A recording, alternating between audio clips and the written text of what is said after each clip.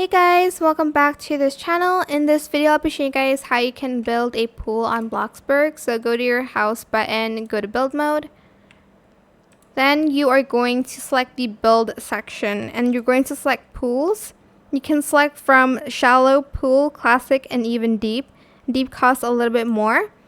So to build a pool, what I like to do is I like to build a floor first, like manually. So for instance, like here, then like here, this is going to be a really small pool. And then like here as well. Then I'm going to go to the shallow pool one just to show you. And then I've created a pool, but I just like having tiles around the pool just to make it a little bit neater. You can add in some pool decorations like pool floaties, and like even the stairs are here as well.